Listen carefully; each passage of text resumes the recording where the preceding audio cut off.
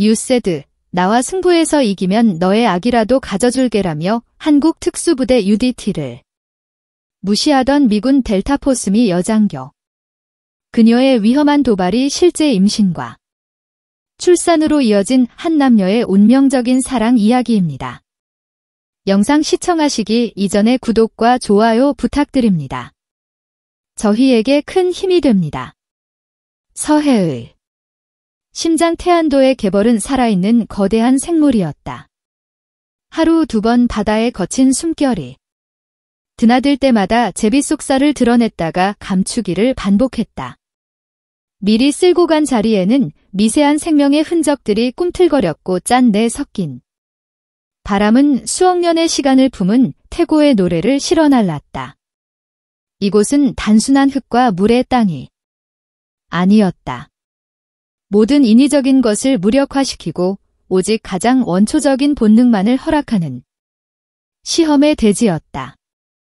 그리고 지금 그 시험의 대지 위에 세계에서 가장 이질적인 2개의 강철이 맞부딪히고 있었다. 한미연합 특수부대 훈련 작전명 키메라. 스트라이크, 그 이름처럼 신화 속 괴물처럼 이질적인 2 부대의 결합은 시작부터 삐걱거렸다. 대한민국의 자존심 해군 특수전단 UDT과 세계 최강의 그림자 부대 미국군 델타포스. 그들의 훈련 방식은 물과 기름처럼 섞이지 못하고 표면을 겉돌았다. 숨참아. 아직이다. 권시우 원사의 불로령이 갯벌 위로 낮게 깔렸다. 그의 대원들은 머리끝까지 차오른 갯벌 속에 몸을 숨긴 채 오직 가느다란 대나무 줄기 하나로 숨을 유지하고 있었다. 1시간째 이어지는 극한의 잠복 훈련. 차가운 펄이 체온을 무자비하게 빼앗아갔고 폐는 터질 듯한 고통을 호소했다. 그러나 누구 하나 움직이지 않았다. 권시우라는 이름이 주는 절대적인 신뢰, 그리고 그가 온몸으로 증명해온 생존 철학에 대한 믿음 때문이었다. 권시우에게 전쟁은 숫자로 계산되는 방정식이 아니었다. 그것은 혼돈 그 자체였다. 회첨단 장비는 그 혼돈 속에서 가장 먼저 무너지는 모래성이었다. 위성 위치 확인 시스템 GPS는 교란될 수 있고 통신은 두절될 수 있으며 배터리는 언제나 가장 결정적인 순간에 바닥을 드러냈다. 모든 것이 사라진 그곳에 남는 것은 오직 인간의 육체와 정신력뿐. 그래서 그는 대원들을 펄 속에 쳐놓고 굶주리게 했으며 극한의 추위와 공포 속으로 밀어넣었다. 강철은 가장 뜨거운 불과 가장 차가운 물을 거쳐야만 단단해지는 법이었다. 그의 훈련 방식은 잔인했지만 그 잔인함 속에는 자신의 대원들을 반드시 살리겠다는 처절한 책임감이 담겨 있었다. 그의 등 뒤로 다른 세상의 발소리가 다가왔다. 질척이는 갯벌을 밟으면서도 조금의 흐트러짐 없는 걸음걸이. 델타포스의 현장 지휘관 이블린 이브리드 상사였다. 그녀는 마치 미래에서 온 전사 같았다. 헬멧에 장착된 증강 현실 디스플레이는 시시각각 풍속, 온도, 아군과 적군의 위치 정보를 띄우고 있었고, 손목의 전술 컴퓨터는 모든 대원의 생체 신호를 실시간으로 분석했다. 그녀에게 전쟁은 거대한 체스판이었고, 그녀는 가장 많은 정보를 가장 효율적인 수를 두는 플레이어였다. 감정이나 본능 같은 불확실한 요소는 그녀의 세계에서 배제되어야 할 오류에 불과했다. 권원사, 지금 당신의 대원 중 3명이 심박수가 위험 수치에 근접하고 있어? 저체온증 쇼크가 오기 직전이야. 이건 훈련이 아니라 학대야. 이블린의 목소리는 데이터처럼 차갑고 건조했다.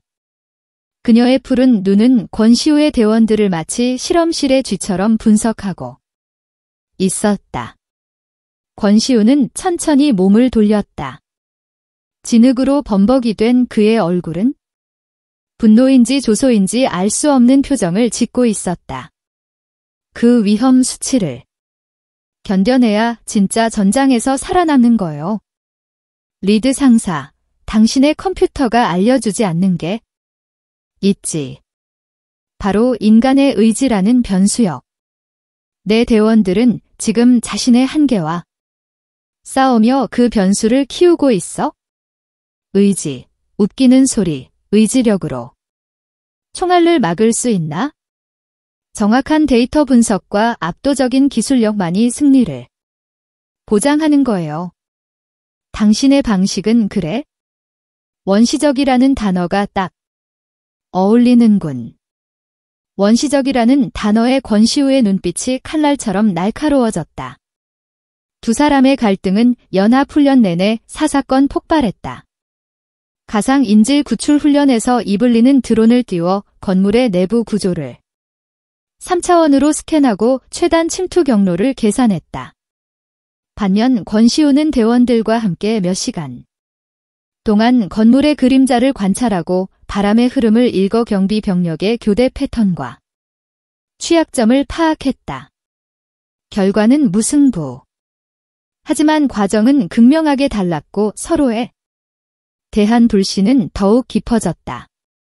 긴장은 임계점을 향해 치닫고 있었다. 결정적인 사건은 야간 연합 독도법 훈련에서 터졌다. 짙은 해무와 폭우로 모든 전자 장비가 먹통이 되는 최악의 상황이 연출되었다. 이블린의 델타포스 팀은 첨단 장비에 침묵 앞에서 방향을 잃고 우왕좌왕했다. 그들의 전술 컴퓨터는 값비싼 벽돌이 되어 버렸다. 그때 어둠 속에서 유령처럼 나타난 것은 권시후의 UDT 팀이었다. 그들은 나침반이나 지도조차 사용하지 않았다.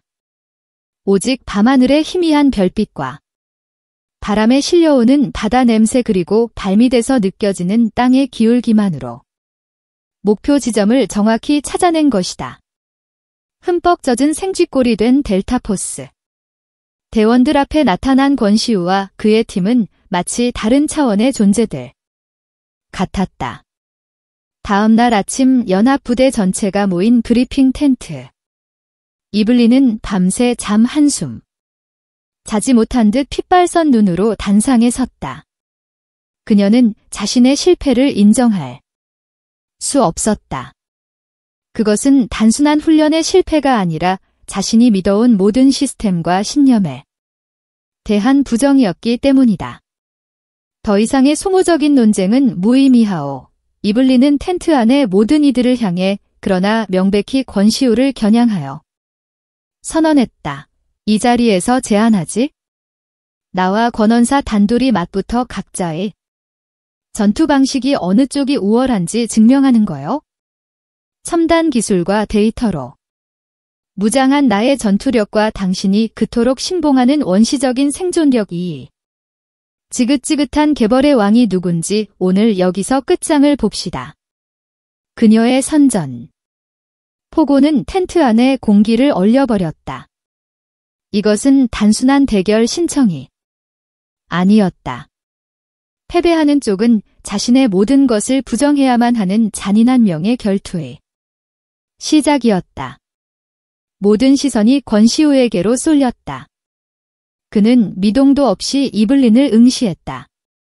그의 검은 눈동자 속에서 서해에 거친 파도가 조용히 포유하고 있었다. 대결의 날 태양은 마치 거대한 용광로처럼 서쪽 하늘을 붉게 물들이며 가라앉고 있었다. 개벌은 그 빛을 바다 피처럼 번들거렸고 그 중심에 그어진 거대한 원은 고대 로마의 검투장을 연상시켰다. UDT와 델타포스 대원들은 원을 둘러싼 채 침묵이라는 이름의 갑옷을 입고 있었다. 그들의 눈에는 단순한 호기심을 넘어선 자신들의 자부심을 대변하는 전사들을 향한 경외와 불안이 뒤섞여 있었다. 권시우는 개벌의 한가운데에 섰다. 그는 상위를 벗어던졌다. 오랜 시간 파도와 싸우고 갯바위를 기어오르며 만들어진 그의 몸은 잘 벼려진 칼과 같았다. 화려함은 없었지만 모든 근육이 생존이라는 단 하나의 목적을 위해 존재하는 듯 했다. 그는 두 발을 펄 속에 단단히 묻었다.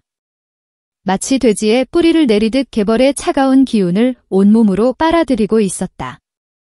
반대편에 선 이블린은 검은색 기능성 전투 셔츠 차림이었다. 그녀의 몸은 과학의 산물이었다. 체계적인 영양 공급과 데이터 기반의 근력 훈련으로 완성된 인간이 만들어낼 수 있는 가장 효율적인 살상 변기. 그녀는 몸을 풀며 손가락 관절을 꺾었다. 딱딱하는 소리가 정적을 깨고 날카롭게 울려 퍼졌다. 그녀는 권시우를 위아래로 훑어보며 경멸적인 미소를 지었다. 대결을 주관하는 미군 지휘관이 규칙을 설명하는 동안에도 두 사람의 시선은 허공에서 불꽃처럼 부딪혔다. 마침내 모든 준비가 끝나고 두 사람만이 원 안에 남겨졌다. 바로 그 순간 이블린이 권시우를 향해 한 걸음 다가섰다. 그녀의 목소리는 뱀처럼 교활하고 매혹적이었다. 권원사 이왕 시작한 김에 판을 좀 더 키워볼까? 주변의 대원들에게도 들릴 만큼 그녀는 또렷한 목소리로 말했다. 모두의 이목이 집중되었다. 만약 당신이 당신의 그 원시적인 힘과 전술로 날 이긴다면 내가 당신의 여자가 되어주지. 당신이 원한다면 오늘 밤에 막사로 가서 하룻밤을 보내고 당신의 아이라도 가져주겠어.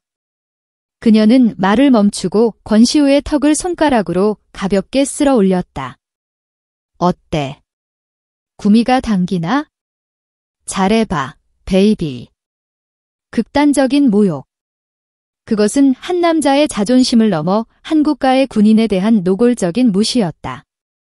유디티들의 얼굴이 굳어지고 일부는 욕설을 내뱉으며 뛰쳐나가려는 것을 동료들이 겨우 말렸다. 권시우의 얼굴에는 아무런 변화도 없었다.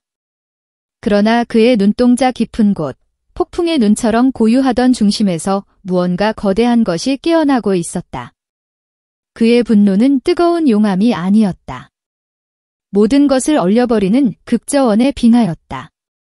시작. 신호가 떨어지기 무섭게 이블린이 먼저 움직였다. 그녀는 한 마리의 흑표범이었다.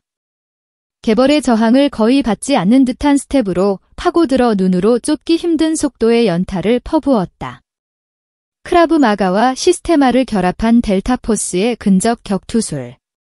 모든 동작이 급소를 노리는 살인 기술이었다.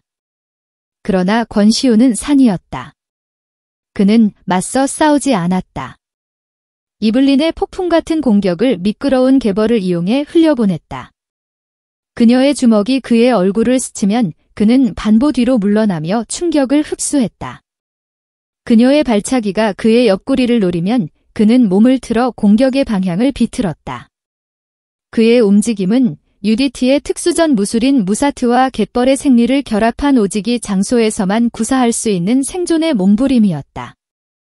그는 싸우는 것이 아니라 개벌 자체가 되어 이블린의 힘을 삼키고 있었다. 시간이 흐를수록 초조해지는 것은 이블린이었다.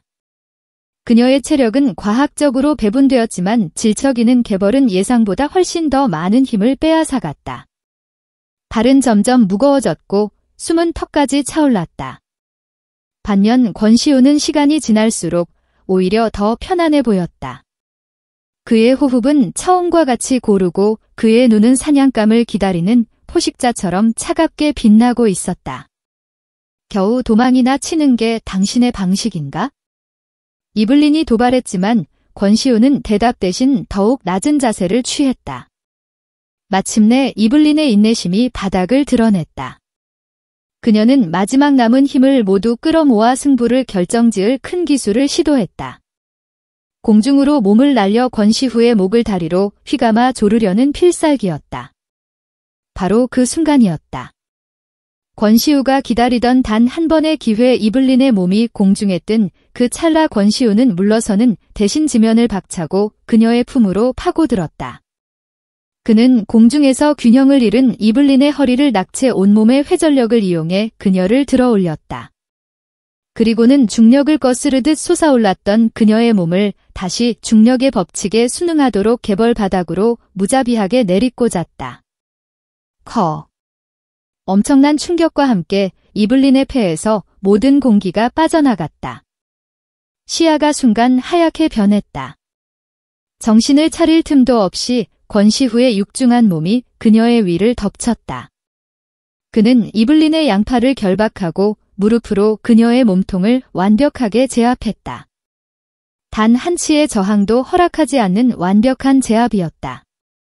이블린은 필사적으로 몸부림쳤지만 개벌에 짓늙은 그녀를 놓아주지 않았고 권시우의 몸은 바위처럼 꿈쩍도 하지 않았다. 권시우는 고개를 숙여 진흙투성이가 된 그녀의 귓가에 얼음처럼 차가운 목소리로 속삭였다. 왕관은 내가 아니라 이 개벌이 쓰는 거다. 넌 지금 왕에게 무릎 꿇린 게 아니라 이 땅에 무릎 꿇린 거야? 그 목소리는 이블린의 마지막 자존심까지 산산조각냈다. 그녀의 푸른 눈동자의 절망과 수치 그리고 아주 작은 경외감이 뒤섞여 흔들렸다. 그녀는 가쁜 숨을 몰아쉬며 마침내 저항을 멈췄다. 진흙 바닥을 2번 내리치는 것, 그것은 그녀의 완전한 항복 선언이었다. 권시우는 천천히 몸을 일으켰다. 그의 주변으로 UDT 대원들의 환호성이 터져나왔다. 그러나 권시우는 아무런 표정도 짓지 않았다.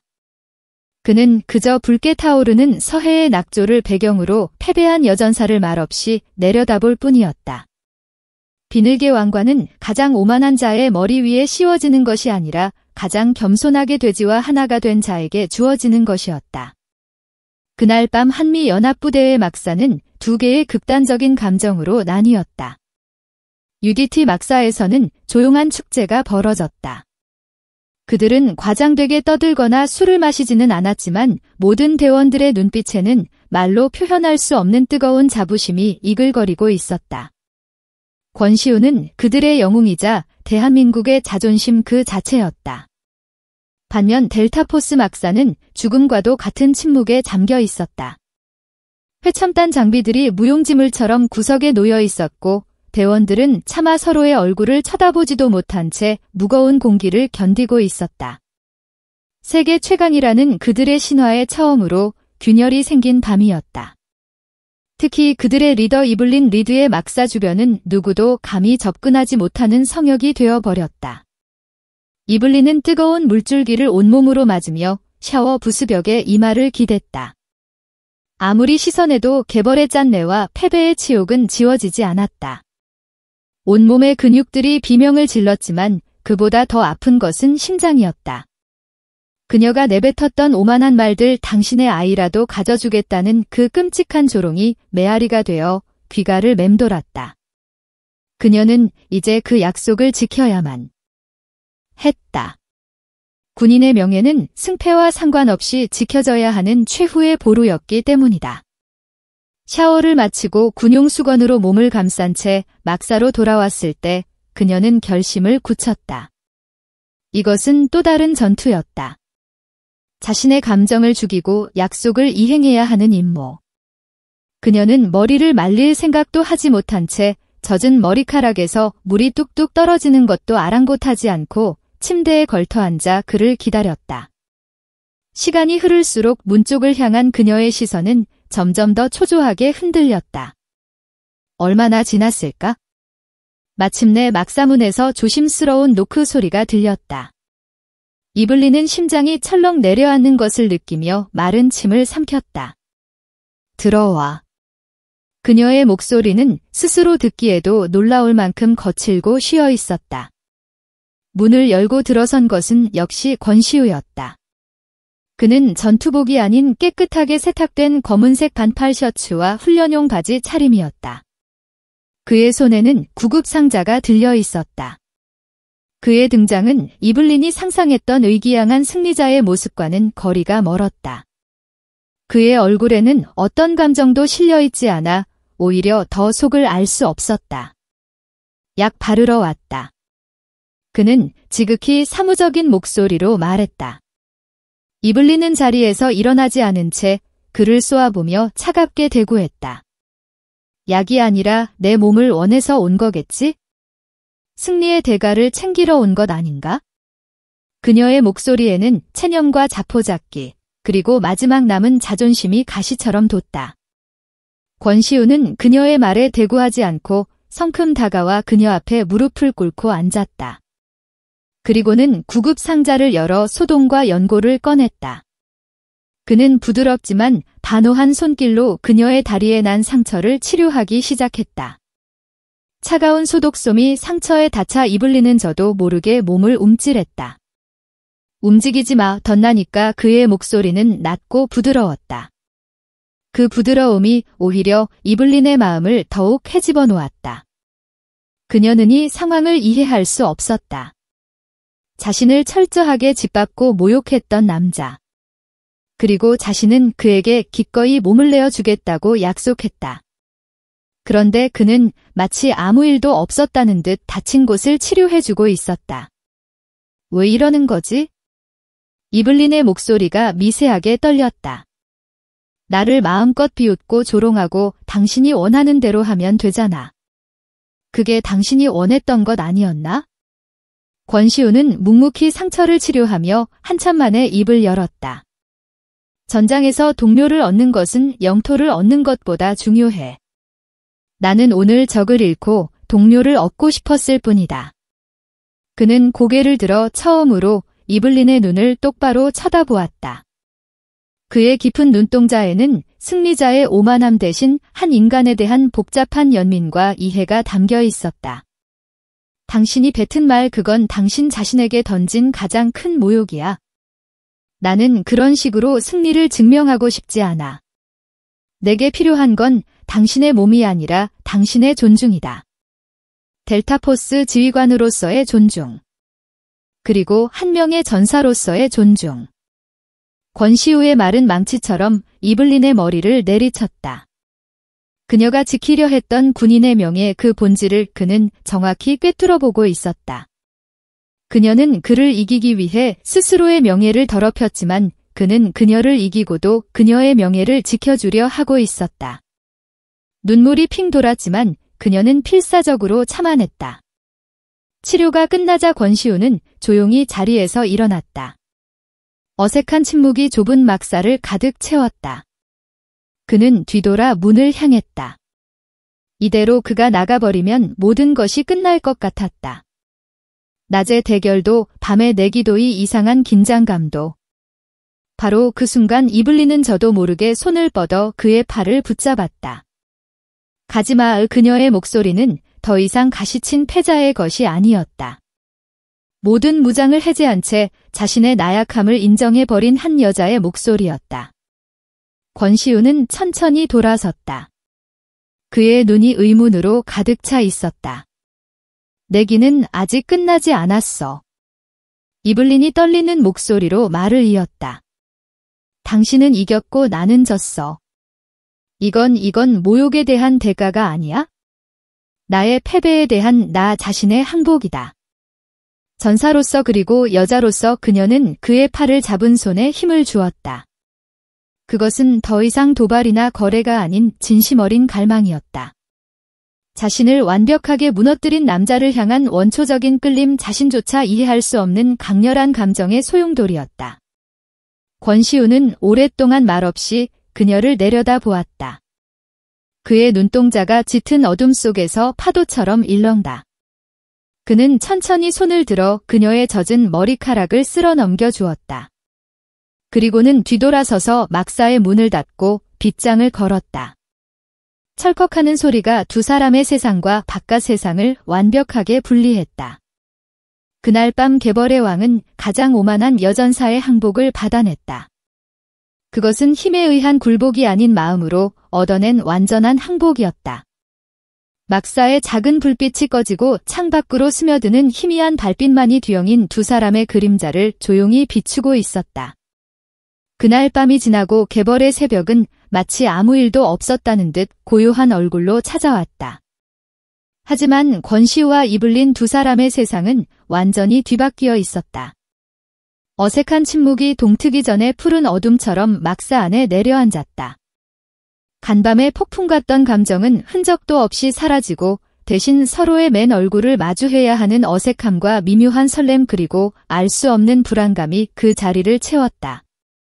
이블린은 군용 담요를 목 끝까지 끌어당긴 채 등을 돌리고 누워 있었다. 잠든 척했지만 등 뒤에서 느껴지는 권시후의 고른 숨결 하나하나에 온 신경이 곤두서 있었다. 어둠 속에서 그의 채취와 온기가 그녀를 감싸고 있었다. 그것은 더 이상 경쟁자의 것이 아닌 한 남자의 것이었다. 그녀의 완벽하게 통제되던 세상에 예측 불가능한 변수가 생긴 것이다. 권시우 역시 잠들지 못했다. 그는 천장에 매달린 전등의 희미한 실루엣을 바라보며 수만 가지 생각에 잠겨 있었다. 오기와 자존심으로 시작된 대결. 조롱과 모욕으로 얼룩졌던 관계. 그러나 하룻밤 사이 그 모든 것은 녹아내리고 전혀 다른 감정의 지층이 드러나고 있었다. 그는 승리했지만 동시에 정복당한 것 같은 기묘한 패배감을 느꼈다.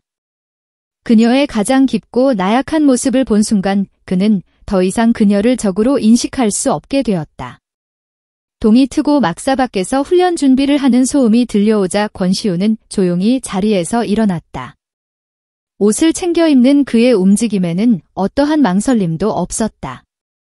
이블린은 여전히 돌아놓은 채 미동도 하지 않았다. 권시우는 잠시 멈춰서 그녀의 뒷모습을 바라보다가 아무 말 없이 막살을 나섰다. 문이 닫히는 소리가 들리고 나서야 이블린은 참았던 숨을 길게 내쉬었다. 그녀는 천천히 몸을 돌려 그의 온기가 아직 남아있는 자리를 가만히 쓸어 보았다. 그날 이후 훈련장의 분위기는 미묘하게 변했다. 권시우와 이블린은 서로를 대놓고 피하지는 않았지만 예전처럼 날선 대립각을 세우지도 않았다. 사람들처럼 급히 고개를 돌리곤 했다. 양국의 대원들은 두 사람의 관계 변화를 의아하게 생각했지만 감히 그 이유를 묻지는 못했다. 그저 갯벌에서의 대결이 두 사람의 자존심을 정리하고 새로운 상호 존중의 관계를 만든 것이라고 추측할 뿐이었다. 변화는 훈련 방식에서도 나타났다. 이블린은 더 이상 권시후의 훈련을 원시적이라고 비난하지 않았다. 오히려 그녀는 UDT 대원들이 갯벌에 몸을 숨기고 조류를 읽는 훈련을 할 때 멀찍이 데이터를 수집하며 흥미롭게 지켜보았다. 그녀의 전술 컴퓨터는 그들의 움직임을 분석하며 생존 확률에 대한 새로운 변수를 입력하기 시작했다. 인간의 의지라는 데이터화할 수 없었던 그 변수의 가치를 어렴풋이 인정하게 된 것이다. 권시우 역시 델타포스의 훈련을 새로운 시각으로 바라보기 시작했다. 그는 이블린이 가상현실 고급을 통해 시뮬레이션 전투를 지휘하는 모습을 보며 자신이 간과했던 효율성과 정밀함에 대해 생각했다. 수많은 변수를 미리 예측하고 최적의 대응책을 시뮬레이션하는 것은 무모한 용기만으로는 넘을 수 없는 현대전의 핵심일 수 있었다. 어느 날 오후 사격 훈련장에서 두 사람은 처음으로 사적인 대화를 나누었다. 이블린이 자신의 소총 0점을 잡는데 애를 먹고 있자 권시우가 조용히 다가와 조언을 건넸다. 서해의 바람은 습도와 연분이 높아 판도에 미세한 영향을 주지. 컴퓨터의 계산값에서 2클릭 정도 상향 조정해봐. 이블린은 의심스러운 눈초리로 그를 쳐다봤지만 이내 그의 말대로 조준경을 조절했다. 다음 한 발은 정확히 관역의 정중앙을 꿰뚫었다. 이블린은 놀라움을 감추지 못했다. 어떻게 알았지? 데이터상으로는 완벽했는데 여기는 당신의 데이터가 수집된 네바다 사막이 아니니까 이 땅의 바람은 이 땅에서 살아온 사람이 가장 잘 아는 법이지. 권시우는 무심하게 말하고는 자신의 사선으로 돌아갔다. 이블린은 총알이 박힌 관역과 그의 넓은 등을 번갈아 바라보았다. 그들의 관계는 마치 소총의 0점처럼 보이지 않는 곳에서 서서히 조율되고 있었다. 그렇게 위태롭고 조용한 평화가 며칠간 이어졌다. 그리고 마침내 운명의 날이 밝았다. 그날은 유난히 바다 안개가 짙었다. 평소와 다름없는 아침 점호가 끝나고 각 부대가 훈련을 준비하던 그 순간 부대 전체에 사이렌이 울려 퍼졌다. 단순한 훈련 경보가 아닌 실제 상황을 알리는 날카롭고 긴박한 비상 경보였다. 대원들이 순식간에 전투 태세를 갖추고 지휘 텐트로 집결했다. 텐트 안의 대형 스크린에는 지직거리는 위성 화면이 떠 있었다.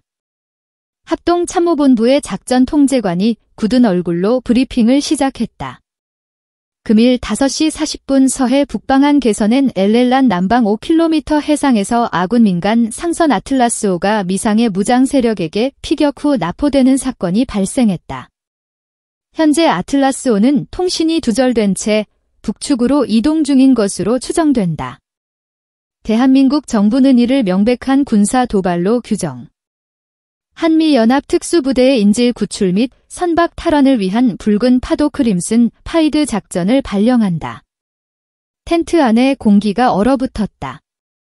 훈련이 현실이 되는 순간이었다. 통제관의 말이 이어졌다. 적의 규모와 정확한 신호는 파악되지 않았으나 정황상 북한 특수부대의 소행이 유력하다. 아틀라스호에는 우리 국민을 포함한 다수의 민간인 선원들이 인질로 잡혀 있다. 이번 작전의 성공 여부는 양국의 외교 관계는 물론 한반도의 평화에 중대한 영향을 미칠 것이다. 스크린에 아틀라스호의 설계도와 예상 항로가 나타났다. 작전 목표는 명확했다. 헬기 강습을 통해 선박에 침투하여 인질을 구출하고 적을 제압한 후 선박의 통제권을 확보하는 것, 작전 지휘관이 최종적으로 임무를 하달했다. 이번 작전은 서해의 특수성을 가장 잘 이해하고 최상의 전투력을 입증한 두 팀이 맞는다.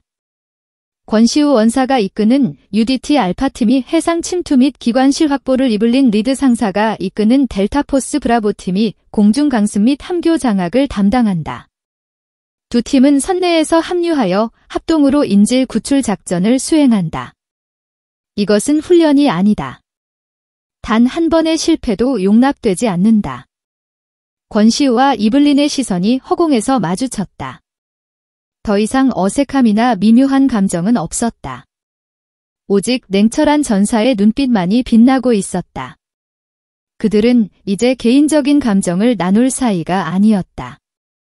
수많은 사람의 목숨과 국가의 명운을 짊어지고 같은 전장으로 뛰어들어야 하는 동료이자 지휘관이었다. 대원들은 각자의 장비를 챙기기 시작했다.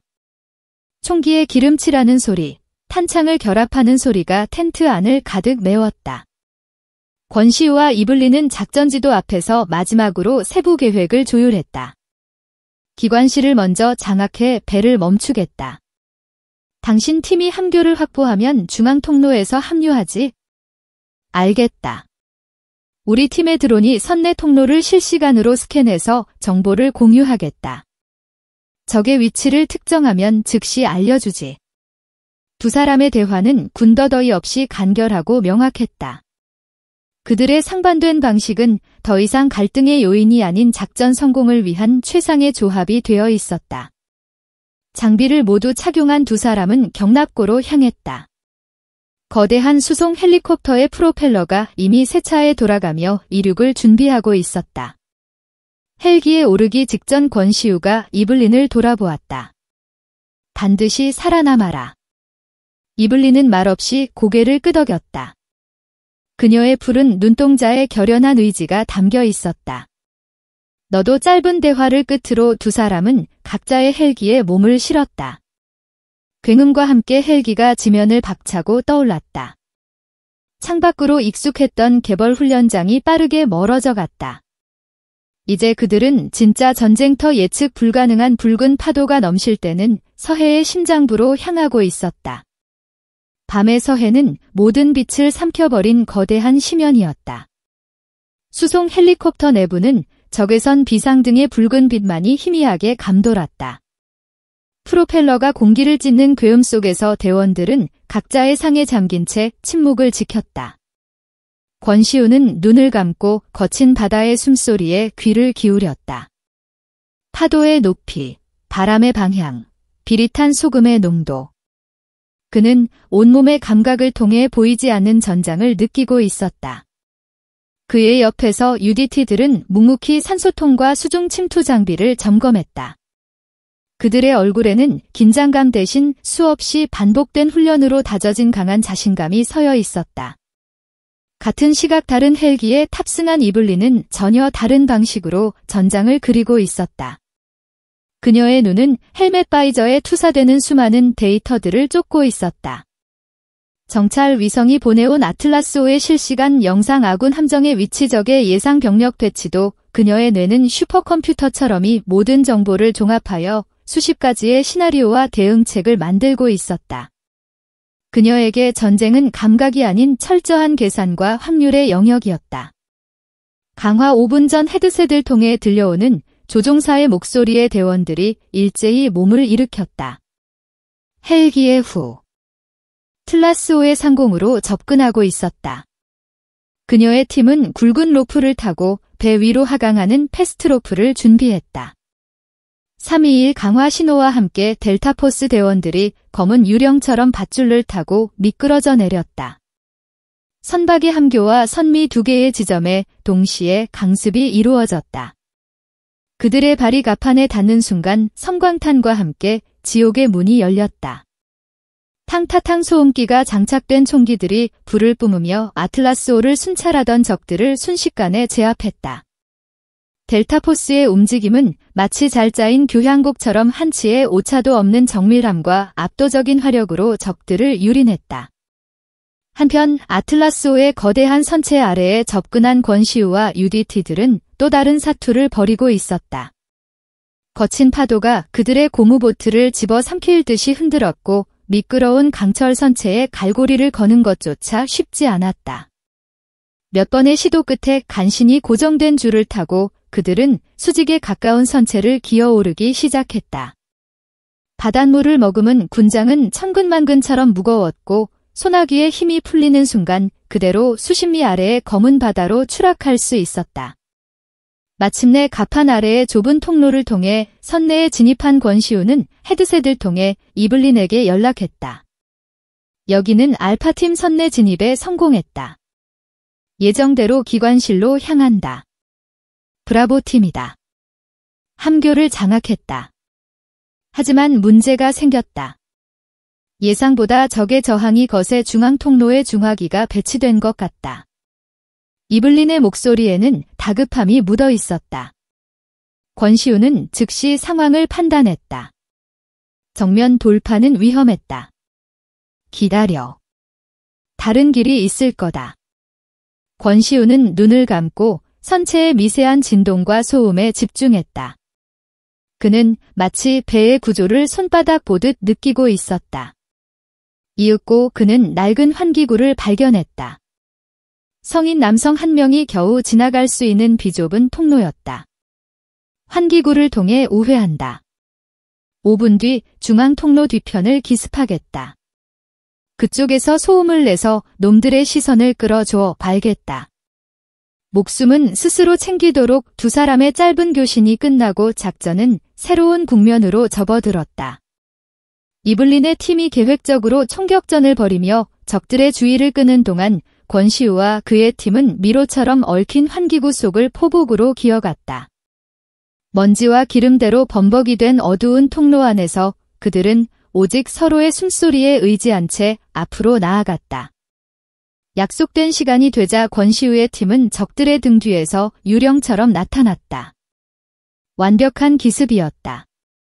혼란에 빠진 적들은 제대로 대응도 하지 못한 채 쓰러져 나갔다. 마침내 두 팀은 피와 화약 냄새가 진동하는 중앙 통로에서 합류했다. 헬멧과 곡을 넘어 권시우와 이블린의 시선이 짧게 마주쳤다. 말은 없었지만 서로의 눈빛 속에서 강한 신뢰를 읽을 수 있었다. 그들은 곧바로 인질들이 갇혀있는 선창으로 향했다. 문을 폭파하고 진입하자 겁에 질린 선원들이 서로를 부둥 안고 떨고 있었다. 인질은 모두 무사했다. 작전이 성공했다고 생각한 바로 그 순간 권시우는 인질들 사이에 섞여 있는 한 남자의 얼굴에서 이질감을 느꼈다. 그는 다른 선원들처럼 겁에 질려있지도 안도하지도 않았다. 그의 눈빛은 지독하게 냉정했고 그의 손은 평범한 선원의 것이라고 하기에는 너무나 곱고 깨끗했다. 바로 그때 이블린의 헤드셋으로 연합사령부로부터 긴급 전문이 들어왔다. 그녀의 얼굴이 하얗게 질렸다. 이럴 수가. 무슨 일이지? 권시우의 물음에 이블린은 믿을 수 없다는 표정으로 그를 쳐다보며 말했다. 인질 중에 북한의 핵물리학자 구철민 박사가 섞여 있다. 이번 사건은 단순한 납치가 아니었어. 그의 망명을 막기 위한 2개 공작이었던 거야? 그리고 이블린은 마른 침을 삼키며 말을 이었다. 작전에 실패한 놈들이 2차 공격대를 보냈다. 우리 위치로 접근 중인 북한 경비정 도착까지 남은 시간 20분. 그 순간 선창 밖에서 거대한 폭금과 함께 아틀라스호 전체가 뒤흔들렸다. 성공적인 구출 작전은 순식간에 절체절명의 고립 상황으로 변해 있었다. 그들은 이제 망대해에 떠있는 강철관 속에 갇힌 셈이었다. 젠장 델타포스의 한 대원이 욕설을 내뱉으며 통신장비를 부여잡았다. 사령부 여기는 브라보 지원을 요청한다. 반복한다. 즉시 지원을. 그러나 그의 외침은 지직거리는 소음 속에 묻힐 뿐이었다. 적의 기습 공격으로 아틀라스호의 주통신 장비가 파괴된 것이다. 이제 그들은 외부와의 모든 교신이 끊긴 채 완전히 고립되었다. 20분, 그것은 삶과 죽음을 가르는 시간이었다. 이블린은 손목의 전술 컴퓨터를 빠르게 조작했다. 위성으로 연결된 소형 비상 통신망을 통해 간신히 적 경비정의 데이터를 수신했다. 화면에 떠오른 정보는 절망적이었다. 접근 중인 적함은 대한 미사일과 기관포로 중무장한 최신의 경비정이었다. 그에 반해 자신들은 소총과 수류탄이 전부였다. 맨몸으로 탱크와 맞서는 격이었다. 생존 확률 3.7%. 적함과의 교전 시 1분 내 전멸 예상. 이블린이 내뱉은 데이터는 사형 선고나 다름없었다. 대원들의 얼굴에 절망의 그림자가 드리워졌다.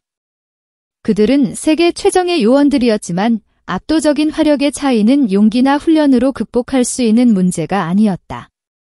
모두 흩어져서 방어 진지를 구축해 가판 위로 올라오는 놈들을 최대한 저지한다. 이블린은 애써 침착하게 명령을 내렸지만 그것이 시간을 버는 것 외에는 아무 의미가 없다는 것을 스스로도 잘 알고 있었다. 대원들이 각자의 위치로 흩어지는 동안 권시우는 말없이 선창 구석을 응시하고 있었다. 그의 시선은 화물 목록이 적힌 낡은 서류철에 꽂혀 있었다.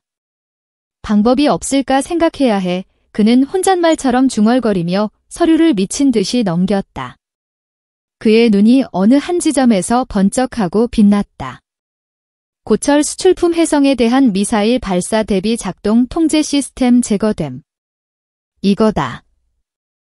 권시우는 서류를 들고 이블린에게 달려갔다. 이 폐기 직전에 대한 미사일 발사대를 싣고 있다.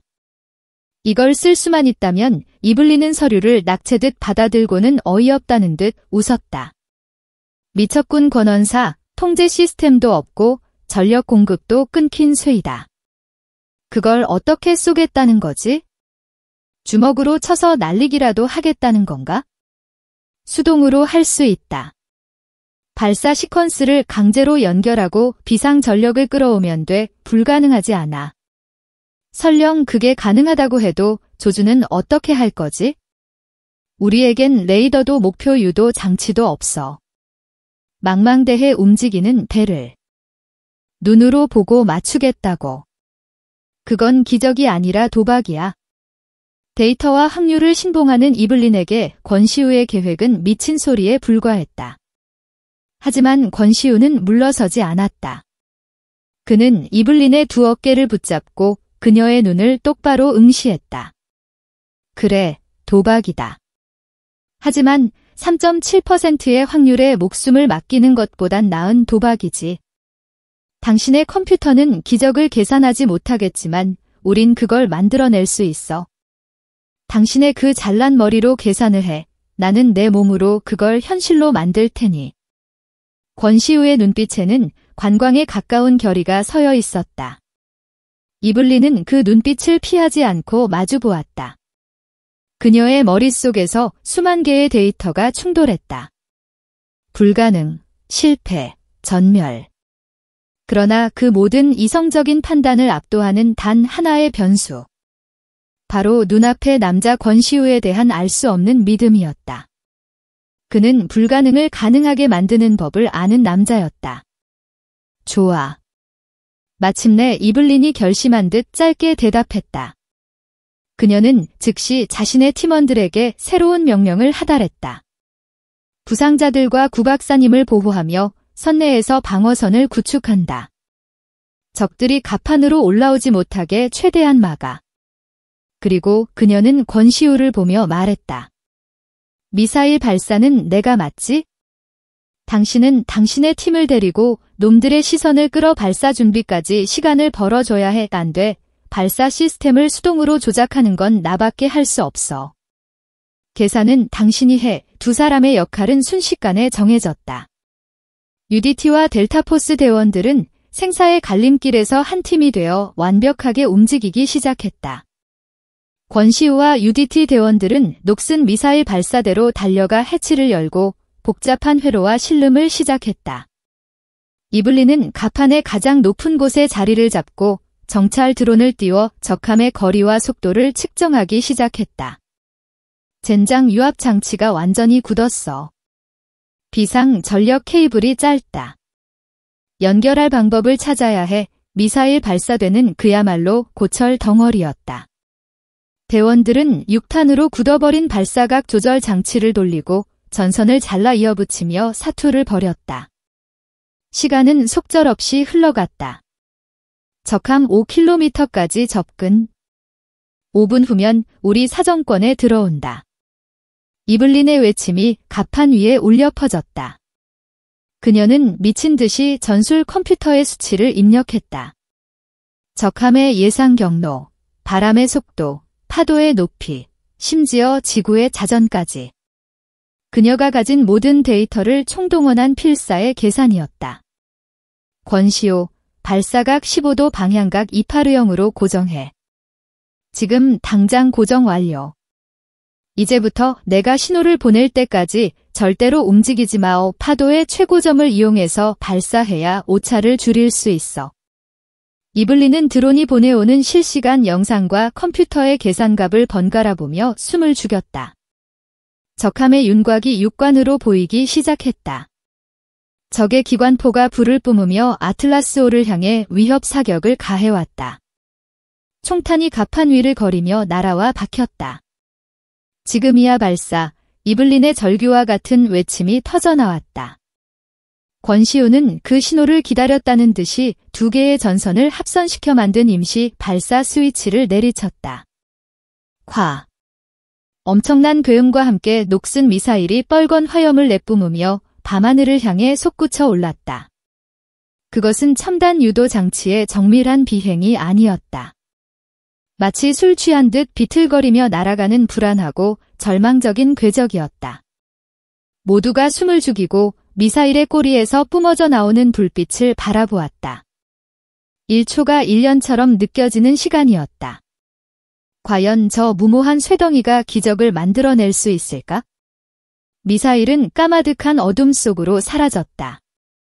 그리고 잠시 후 수평선 너머에서 세상의 모든 소리를 집어 삼킬 듯한 거대한 섬광이 번쩍였다. 수평선 너머에서 피어오른 거대한 버섯구름은 마치 지옥의 불꽃이 밤하늘에 새겨놓은 낙인과도 같았다. 잠시 후 강철이 찢어지고 휘어지는 괴음과 함께 폭발의 충격파가 바다를 가르며 아틀라스호를 덮쳤다. 거대한 선체가 비명을 지르며 크게 휘청했고 갑판 위의 대원들은 필사적으로 몸을 고정하며 충격에 버텼다. 그리고 찾아온 정적. 세상의 모든 소리가 사라진 듯한 그 절대적인 고요함 속에서 대원들은 멍하니 섬광이 터져나왔던 어두운 수평선을 바라보았다. 방금 전까지 자신들의 목을 겨우던 죽음의 그림자가 한 줄기 불꽃과 함께 허무하게 사라져 버린 것이다. 성공인가? 누군가의 떨리는 목소리가 정적을 깼다. 그 말을 신호탄으로 억눌려 있던 감정들이 일제히 폭발했다. 우리가 해냈어. 우리가 해냈다고. 델타포스의 한 대원이 헬멧을 벗어 던지며 포효했다. 그를 시작으로 갑판 위는 승리의 함성으로 가득 찼다. UDT와 델타포스 국적도 언어도 다르지만 생사의 경계를 함께 넘어선 전우들은 서로를 부둥켜 안고 어깨를 치며 살아있음에 기쁨을 만끽했다. 그것은 단순한 작전 성공의 환희가 아니었다. 불가능에 맞서 기적을 만들어낸 인간 승리의 참가였다. 하지만 축제는 길지 않았다. 아드레날린이 거치자 처참한 현실이 눈앞에 펼쳐졌다. 아틀라스호는 적의 마지막 발악적인 공격으로 곳곳이 파손되었고 갑판 위에는 전투 중에 부상당한 대원들의 신음소리가 울려 퍼졌다. 승리의 환희는 순식간에 동료를 돌봐야 하는 무거운 책임감으로 바뀌었다. 권시우와 이블린은 그 혼돈의 중심에서 들려 있었다. 결정적으로 그녀의 몸이 반란을 일으키기 시작했다. 아침마다 이유 없는 구역질이 올라왔고 한때는 무한할 것 같았던 체력이 눈에 띄게 떨어졌다. 타격 훈련 중에는 미세한 현기증으로 조준이 흔들리기까지 했다. 리드 상사, 요즘 무슨 문제 있나? 그녀의 부사수가 걱정스럽게 물었다. 그냥 피곤해서 그런 것뿐이야. 이블린은 애써 태어난 척했지만 그녀의 몸은 계속해서 위험 신호를 보내고 있었다. 그녀는 이 모든 것이 외상 후 스트레스 장애 PTSD의 일종일 것이라고 스스로 진단했다. 그 끔찍했던 밤의 기억이 몸에 상처를 남긴 것이라고. 그러던 어느 날 고강도의 대테러 진압 훈련 중에 사건이 터졌다. 건물 내부로 진입하던 이블린은 갑자기 눈앞이 캄캄해지는 것을 느끼며 그대로 바닥에 쓰러졌다. 그녀가 정신을 차린 곳은 부대 의무실의 하얀 침대 위였다. 과로와 영양실조가 겹친 것 같군요. 일단 정밀 검사를 해봅시다. 군의관의 말에 이블린은 대수롭지 않게 생각했다. 하지만 며칠 뒤 검사 결과를 들고 온 군의관의 표정은 심각했다. 그는 한참을 망설이다가 조심스럽게 입을 열었다. 리드 상사, 이건 매우 사적인 질문이지만 최근에 남성과 관계를 가진 적이 있습니까? 그게 지금 내 상태와 무슨 상관이지? 이블린은 날카롭게 반문했다. 군의관은 곤란한 표정으로 그녀의 혈액검사 결과지를 내밀었다. 호르몬 수치가 비정상적으로 높습니다. 이건 임신 가능성을 시사하는 소견입니다. 임신 이블린은 자신의 귀를 의심했다. 그녀의 세계에 존재하지 않았던 존재할 수도 없었던 단어였다. 그녀는 미친 소리라며 군의관을 쏘아붙였다. 하지만 초음파 검사실의 차가운 젤이 배에 닿고 모니터 위에 나타난 아주 작은 점, 규칙적으로 깜빡이는 그 생명의 신호를 본 순간 그녀의 세상은 무너져 내렸다. 데이터 시스템 통제. 그녀가 평생을 바쳐 쌓아 올린 모든 것이 그 작은 점 하나 앞에서 모래성처럼 허물어졌다. 머릿속이 하얗게 비어버렸다. 의무실을 나온 그녀는 사막의 밤을 아래에서 하염없이 걸었다. 차가운 밤기가 그녀의 폐부를 찔렀다. 어떻게 해야 하는가? 이 아이는 누구인가? 그녀는 세계 최정예 부대 델타포스의 전사였다. 그녀의 몸은 국가의 재산이었고 그녀의 삶은 조국을 위한 임무 그 자체였다. 아이를 낳는다는 것은 그 모든 것을 포기해야 한다는 의미였다. 그녀의 인생 계획에는 단 한 번도 어머니라는 역할은 존재하지 않았다. 두려움이 파도처럼 밀려왔다. 그리고 그 두려움의 끝에서 문득 한 남자의 얼굴이 떠올랐다. 절체절명의 순간 기적을 만들어내자고 외치던 그 거칠고 강인한 얼굴. 반드시 살아남아라고 말하던 그의 목소리. 그 순간 이블린은 깨달았다. 자신의 뱃속에 있는 이 작은 생명은 그저 하룻밤의 실수의 결과물이 아니었다. 그것은 죽음의 문턱에서 피어난 가장 강렬한 생명의 증거였다. 잿더미 속에서 기적처럼 살아남은 자신과 그의 또 다른 기적이었다. 그녀는 걸음을 멈추고 자신의 아랫배에 조심스럽게 손을 얹었다. 아직 아무런 감촉도 없었지만 그곳에 존재하는 분명한 온기를 느낄 수 있었다. 그녀의 푸른 눈동자에 서였던 혼란과 두려움이 서서히 걷히고 그 자리에 강철 같은 결의가 들어찼다. 이것은 그녀의 새로운 작전이었다. 데이터도 시스템의 지원도 없는 오직 홀로 감당해야 하는 가장 중요하고 위험한 임무. 그녀는 더 이상 델타포스의 이블린 리드 상사가 아니었다. 그녀는 이제 한 생명을 잉태한 어머니였다. 결심을 굳힌 이블린의 행동은 그녀가 평생을 바쳐 훈련해온 것처럼 신속하고 단호했다. 다음 날 아침 그녀는 부대 지휘관에게 개인적인 사유를 들어 저녁 지원서를 제출했다. 델타포스 역사상 가장 유능한 여성 요원으로 손꼽히던 그녀의 갑작스러운 저녁 신청은 부대 전체를 발칵 뒤집어 놓았다. 대체 무슨 일인가? 리드 상사 자네의 미래는 보장되어 있네. 곧 장교로 인관할 수도 있어? 지휘관의 만류와 동료들의 질문 공세가 이어졌지만 이블린은 굳게 입을 다문 채 자신의 결정을 굽히지 않았다. 그녀는 더 이상 그들에게 설명할 의무가 없었다. 그녀의 충성의 대상은 이제 국가가 아닌 자신의 뱃속에 있는 작은 생명으로 바뀌어 있었다. 한 달간의 행정 절차를 거쳐 그녀는 마침내 군복을 벗었다. 10수년간 그녀의 일부였던 군주를 반납하고 부대 정문을 나서는 순간 그녀는 시원함과 동시에 알 수 없는 막막함을 느꼈다. 그녀는 자신의 아파트로 돌아와 훈장과 트로피, 군 관련 서적들, 과거의 영광이었던 모든 것을 상자에 담았다. 그리고 단 몇 개의 가방만을 꾸렸다. 그녀의 새로운 인생에는 과거의 짐이 필요 없었다. 이제 남은 것은 가장 중요한 과제였다. 아이의 아버지 권시우를 찾는 것. 그녀는 그가 어디에 사는지 연락처가 무엇인지 아무것도 알지 못했다. 그를 만날 수 있는 유일한 방법은 그녀가 맞벗어 던진 군대의 시스템을 이용하는 것뿐이었다. 그녀는 국방부를 통해 대한민국 해군 특수전단 앞으로 공식 서한을 보냈다. 수신인은 권시우 원사였다.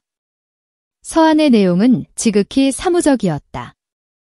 본인 전미육군 델타포스 소속 이블린 리드는 귀부대 소속 권시원사에게 전달할 긴급한 개인 용무가 있음. 대한민국으로 직접 방문할 예정이니 면담 시간을 조율해 주시기 바람. 그 편지 한 통이 태평양을 건너 한국의 UDT대에 도착하기까지는 꼬박 2주가 걸렸다. 권시우는 훈련을 마치고 부대로 복구하던 중 부대장으로부터 호출을 받았다. 권원사 미국 방부에서 온 편지인데 자네를 찾는 군 이블린 리드라고 혹시 아는 사람인가? 부대장의 물음에 권시우의 심장이 쿵하고 내려앉았다. 잊었다고 생각했던 잊으려 노력했던 이름이었다. 그는 마른 침을 삼키며 편지를 받아들었다. 딱딱한 서체로 쓰인 짧은 내용. 그 어디에도 감정은 담겨 있지 않았지만 권시우는 그 너머에서 거대한 폭풍이 몰려오고 있음을 직감했다. 며칠 후 이블린이 한국에 도착했다는 연락이 왔다. 권시우는 부대장의 특별 허가를 받아 며칠간의 휴가를 얻었다. 약속 장소는 부대에서 멀지 않은 한적한 어촌 마을의 작은 등대 앞이었다. 약속 시간이 되자 멀리서 낯익은 실루엣이 걸어왔다. 군복이 아닌 평범한 여행자 차림의 이블린이었다. 몇 달 만에 다시 만난 그녀는 어딘가 모르게 변해 있었다. 칼날 같던 날카로움은 무뎌졌지만 그 자리에 더욱 깊고 단단한 무언가가 들어선 듯했다. 두 사람은 말없이 서로를 마주 보았다. 서먹한 공기가 두 사람 사이를 갈랐다. 전장에서 모든 것을 공유했던 그들이라고는 믿기지 않을 만큼 그들은 다시 완벽한 타인이 되어 있었다. 잘 지냈나? 권시우가 먼저 어색한 침묵을 깼다. 그래, 당신은 나도 무의미한 대화가 오다. 두 사람은 나란히 서 혼자 감당할 생각이었다. 그 순간 권시우는 정신을 차리고 다급하게 그녀의 팔을 붙잡았다. 잠깐 그의 목소리는 심하게 잠겨 있었다. 그는 이 모든 상황을 이 거대한 운명의 장난을 이해하려고 애었다. 그는 자신의 팔에 붙들린 이 여자를 바라보았다. 세계 최강의 부대를 스스로 나오고이 낯선 땅까지 홀로 바다를 건너왔다. 그리고 자신의 아이를 가졌다고 하지만 아무것도 바라지 않는다고 말하고 있었다. 그녀의 눈동자 속에서 권시우는 그 어떤 전투에서도 보지 못했던 가장 강하고 위대한 용기를 보았다. 그의 가슴 속에서 무언가 뜨거운 것이 치밀어 올랐다. 이것은 실수도 책임도 아니었다. 그것은 운명이었다. 권시우는 그녀의 팔을 잡았던 손을 내려 그녀의 손을 조심스럽게 감싸주었다. 놀란 이블린의 눈이 커졌다.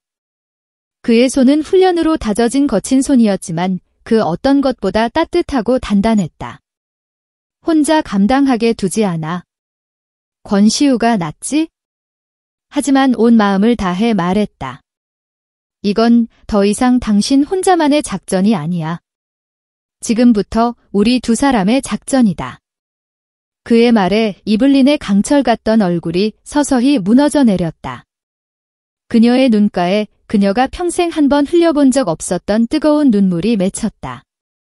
겨울바다의 차가운 바람 속에서 두 사람은 서로의 손을 맞잡은 채 그들 앞에 놓인 새로운 전쟁의 시작을 함께 맞이하고 있었다.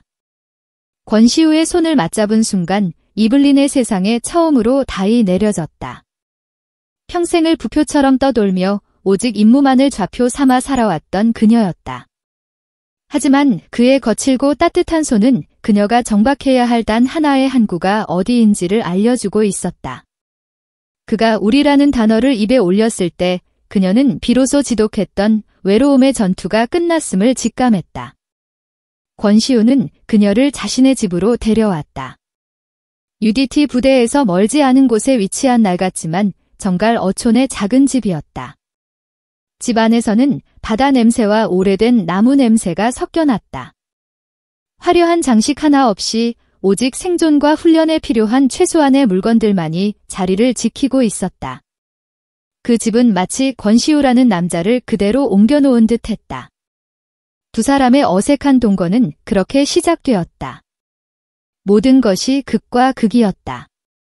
아침 6시 정각에 칼같이 일어나 체계적으로 하루를 계획하는 이블린과 그날의 바람과 파도를 보고 훈련 일정을 정하는 권시우, 영양소를 그램 단위로 계산해 식사하는 이블린과 투박한 뚝배기에 담긴 김치찌개 하나로 만족하는 권시우. 두 사람은 서로 다른 행성에서 온 이방인처럼 사사건 부딪히고 서로를 신기하게 관찰했다.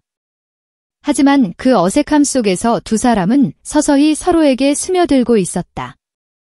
권시우는 무뚝뚝했지만 매일 밤 잠든 그녀의 발치에 따뜻한 물주머니를 놓아주는 것을 잊지 않았다. 이블린은 감정 표현에 서툴렀지만 그가 훈련에서 입고 온 젖은 군복을 말없이 세탁해 두곤 했다. 그들의 언어는 말보다는 행동이었고 그 행동 속에는 서툴지만 진심 어린 배려가 담겨 있었다. 가장 큰 변화는 권시우에게 찾아왔다. 그는 더 이상 혼자가 아니었다. 지켜야 할 존재, 책임져야 할 미래가 생긴 것이다. 그는 며칠을 고심한 끝에 이 모든 사실을 부대장에게 보고하기로 결심했다. 그의 군생활 전체가 걸린 도박이었다. 미혼의 원사가 그것도 전직 미군 특수부대원과의 사이에서 아이를 가진다는 것은 대한민국 군대 역사상 전무후무한 스캔들이 될 수도 있었다. 부대장의 집무실. 권시우는 차마 고개를 들지 못한 채 담담하게 모든 사실을 털어놓았다. 부대장은 말없이 그의 보고를 끝까지 들었다. 그의 얼굴에는 놀라움과 당혹감이 교차했다. 한참의 침묵이 흐른 후 부대장은 깊은 한숨을 내쉬며 입을 열었다. 권원산에 정말 보통 미친 놈이 아니군.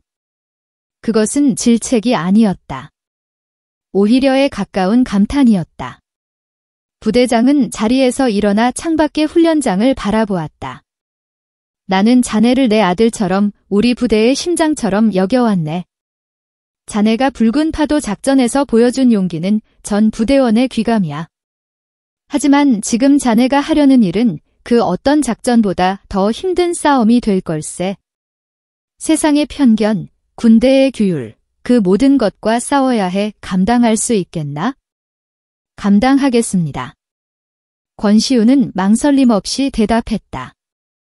그의 목소리에는 강철 같은 의지가 담겨 있었다. 그녀와 제 아이는 제가 목숨을 걸고 완수해야 할 가장 중요한 임무입니다. 부대장은 천천히 고개를 끄덕였다. 좋다. 내가 막아줄 수 있는 바람은 최대한 막아주지. 하지만 기억하게. 진짜 바람은 자네 스스로 이겨내야 한다는 걸. 이제 자네는 한 명의 군인이기 이전에 한 가정의 가장이 될 사람이니까.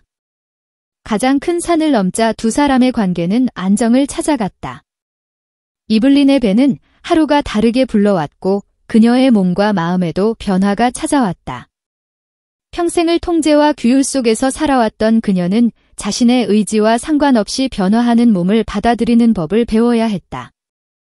그리고 그 과정에서 그녀는 생명의 경이로움과 모성이라는 새로운 감정을 깨닫게 되었다. 권시우는 최고의 조력자였다. 그는 바다에서 갓 잡은 싱싱한 해산물로 그녀의 입맛을 돋우었고 함께 해변을 걸으며 아이의 태동을 느끼는 기쁨을 공유했다. 그는 그녀에게 한국어를 가르쳐 주었고 그녀는 그에게 영어와 함께 세상의 수많은 지식들을 알려주었다. 두 사람은 서로의 부족한 부분을 채워주며 서서히 하나의 팀, 하나의 가족이 되어가고 있었다. 그리고 마침내 운명의 그날이 다가왔다. 출산 예정일을 일주일 앞둔 늦여름의 새벽이었다. 거대한 태풍이 한반도를 덮쳤다. 미친 듯이 몰아치는 비바람은 세상을 집어삼킬 듯했고 해안가의 모든 것은 속수무책으로 파괴되었다. 바로 그 순간 이블린의 진통이 시작되었다. 윽시오. 이블린의 짧은 비명에 권시우는 잠에서 깨어났다. 상황은 최악이었다. 태풍으로 인해 전기가 끊겼고 통신마저 두절되었다. 마을은 완전히 고립되었고 병원으로 가는 모든 길이 막혀버렸다. 칠흑 같은 어둠 속에서 이블린의 고통스러운 신음소리만이 집안을 채웠다. 순간 두 사람의 눈빛이 마주쳤다. 그들의 눈에는 더 이상 두려움이나 당황은 없었다. 그것은 수많은 위기 상황을 극복해온 백전노장의 눈빛이었다. 그들은 다시 한번 전사가 되어 새로운 전장의 한복판에 서 있었다. 괜찮아, 이브. 내가 있잖아. 권시우는 그녀의 손을 굳게 잡았다. 그의 목소리는 폭풍우를 뚫을 만큼 차분하고 든든했다. 지금부터 새로운 작전을 시작한다. 작전명.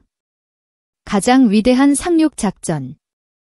목표는 우리 아이를 무사히 세상에 태어나게 하는 것고 할 수 있겠나?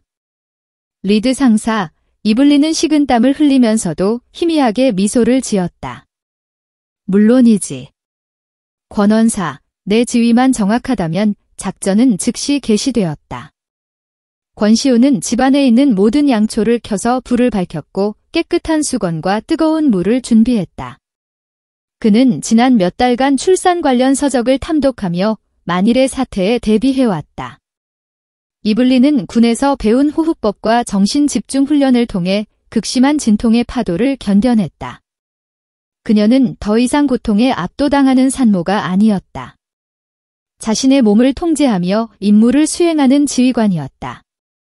시간이 흐를수록 상황은 급박해졌다. 진통의 간격은 점점 짧아졌고 이블린의 체력은 한계에 다다르고 있었다. 이대로는 위험했다. 권시우는 결단을 내려야 했다. 안 되겠다. 두장을 찾아가야 해. 마을 이장은 젊은 시절 간호사로 일했던 경험이 있는 노인이었다. 권시우는 이블린을 엎친 듯이 몰아치는 폭풍우 속으로 뛰어들었다. 한치 앞도 보이지 않는 어둠 속에서 그는 오직 발바닥의 감각과 바람의 방향에 의지해 길을 찾아 나아갔다. 수십 개의 부서진 나무와 날아오는 파편들이 그의 몸을 때렸지만 그는 걸음을 멈추지 않았다. 등 뒤에 엎인 이블린과 뱃속의 아이, 그의 세상 전부를 짊어지고 있었기 때문이다.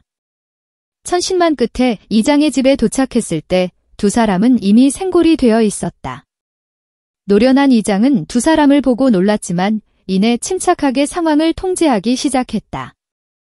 아기가 나오려 하는군. 워서 이쪽으로. 마지막 사투가 시작되었다. 두 장의 지시에 따라 권시우는 이블린의 손을 잡고 그녀에게 힘을 불어넣어 주었다. 조금만 더 힘을 내. 이브 거의 다 왔어. 넌 할 수 있어? 그의 외침에 이블린은 마지막 남은 모든 힘을 끌어모아 절규했다. 그녀의 비명은 거친 태풍의 소리를 뚫고 밤하늘에 울려 퍼졌다. 그리고 마침내 세상의 모든 소음이 멎는 듯한 그 순간 응애 작지만 우렁찬 아기의 울음소리가 방안을 가득 채웠다. 그 울음소리는 마치 기적의 신호탄처럼 밤새도록 미쳐 날뛰던 태풍마저 잠재우는 듯했다. 권시우는 제단 앞에 선 순교자처럼 피덩이인 자신의 아이를 경건하게 받아들었다. 작은 손가락, 작은 발가락. 자신과 이블린을 반씩 닮은 그 작은 생명체를 내려다보는 순간 그의 눈에서 뜨거운 눈물이 왈칵 쏟아져 내렸다. 그는 수많은 죽음의 고비를 넘겨왔지만 이토록 벅찬 생명의 탄생 앞에서는 그저 무력하고 감격스러운 한 명의 인간일 뿐이었다. 탈진한 이블린의 곁에 아이를 눕히자 아이는 신기하게도 울음을 그치고 엄마의 품을 파고들었다. 이블린은 떨리는 손으로 아이의 뺨을 쓰다듬으며 권시우를 보고 희미하게 웃었다. 그녀의 얼굴은 땀과 눈물로 범벅이 되어 있었지만 세상 그 어떤 여신보다도 성스럽고 아름다웠다. 밤새 세상을 핥히던 태풍은 거짓말처럼 물러가고 있었다. 동쪽 하늘의 먹구름 사이로 찬란한 아침 햇살이 비집고 들어와 방안을 환하게 비추었다. 세 사람은 그 햇살 속에서 서로를 부둥켜 안았다. 고생했어. 이브. 고마워. 시우. 권시우는 아이의 이마에 조심스럽게 입을 맞추며 속삭였다. 세상에 온 걸 환영한다. 나의 아가. 너의 첫 번째 임무는 아주 성공적이었어. 서해의 작은 어촌 마을. 그곳에서 세상에서 가장 특별한 가족이 탄생했다. 개벌의 포식자였던 남자와 강철의 여전사였던 여자. 그리고 그들의 사랑과 전쟁의 역사를 고스란히 물려받은 작은 생명. 그들의 가장 위대했던 상륙작전은 이제 막 성공의 깃발을 올린 참이었다. 앞으로 펼쳐질 수많은 파도를 그들은 이제 함께 헤쳐나갈 것이다. 오늘도 시청해주셔서 대단히 감사합니다. 영상이 즐거우셨다면 구독과 좋아요 부탁드리겠습니다.